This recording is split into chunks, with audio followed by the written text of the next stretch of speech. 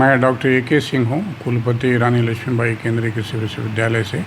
देखिए, अक्टूबर पिछले वर्ष 2022 में मैंने यहाँ पे कार्यभार संभाला था 3 अक्टूबर को, और तब से लगातार कुछ न कुछ नया करने का प्रयास हमारा होता है। और इस दौरान कई सफलताएं हम लोगों को मिली। जो एक तो सबसे बड़ी सफलता हुई कि दतिया में 2 महाविद्यालय, एक पशु चिकित्सा एवं पशुपालन विज्ञान और दूसरा मछली उत्पादन से संबंधित महाविद्यालय, 2 महाविद्यालय वहाँ हमने शुरुआत करने में सफलता पाई, जिसका 5 अक्टूबर को माननीय कृषि मंत्री जी ने उद्घाटन किया। लेकिन इसके साथ ही एक नई उपलब्धि और भी हुई, और जो मुरैना जिला है वहाँ पर एक नया उद्यानिकी का महाविद्यालय 6 तारीख को माननीय कृषि मंत्री जी भारत सरकार ने उसका शिलान्यास किया। तो वो भी एक नया कैंपस विश्वविद्यालय के पास जुड़ गया। जो हमारे पास 2 कैंपस थे, अब 3 कैंपस हो गए। और पूरे बुंदेलखंड में मैं कह सकता हूँ कि 3 स्थानों पर स्थित होने की वजह से वहाँ की समस्याओं को पहचान करना और किसानों को उसका निदान उपलब्ध कराना विश्वविद्यालय इसमें ज़रूर सक्षम हो पाएगा। जो वहाँ पर महाविद्यालय बनेगा उद्यानिकी का, उसमें फूलों के ऊपर, सब्जियों के ऊपर और फलों के ऊपर, तीनों के ऊपर विशेष रूप से शोध, शिक्षा एवं प्रसार का कार्य होगा।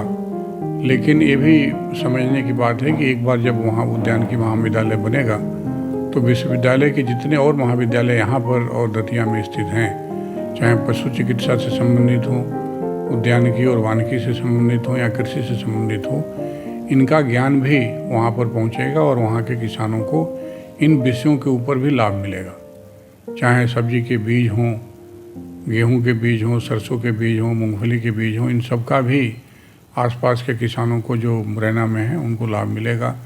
और जो दूसरी वहाँ की चुनौती है, बीहड़ है। बीहड़ होने की वजह से कुछ क्षेत्र ऐसे हैं जहाँ पर कि एक भी खेती नहीं होती है, कुछ खेती के नाम पे कुछ भी नहीं। ऐसे खेतों को भी, ऐसे बीहड़ को भी कैसे खेत बनाया जाए, इसके ऊपर भी शोध का कार्य होगा और शिक्षा प्रसार का कार्य भी उसमें बढ़ाया जाएगा। तो एक चुनौती विश्वविद्यालय के सामने है उस क्षेत्र में काम करने की, और मुझे पूरी उम्मीद है कि जो विश्वविद्यालय के पास संसाधन है और जो ज्ञान है और जो क्षमता है, उससे उस क्षेत्र के लिए नए मॉडल बनाने में विश्वविद्यालय जरूर विकसित होगा।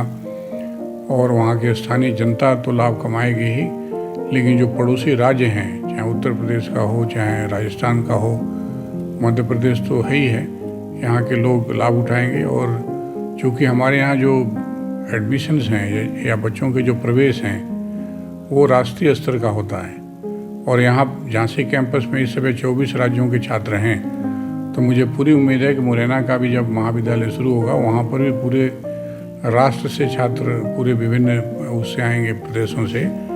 तो वहाँ पर भी एक मिनी भारत जिसको कहते हैं, उसका स्वरूप दिखाई देगा।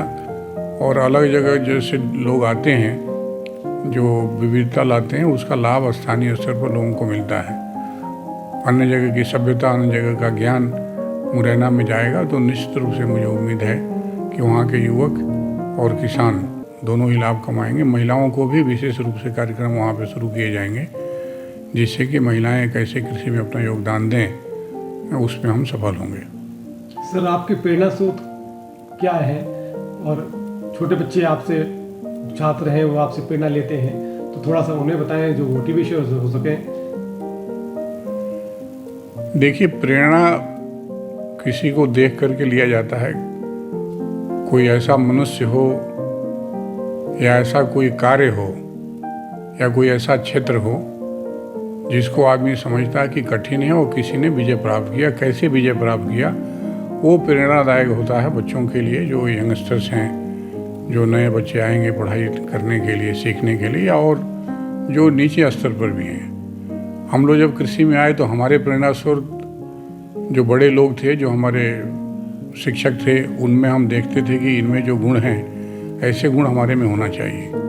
जब वैज्ञानिक के रूप में हम आए और हमारा समझदारी हमारी बढ़ी, तब हमने देखा कि डॉक्टर M.S. स्वामीनाथन जो हरित क्रांति लेकर के आए, उन्होंने देश में कितना योगदान दिया।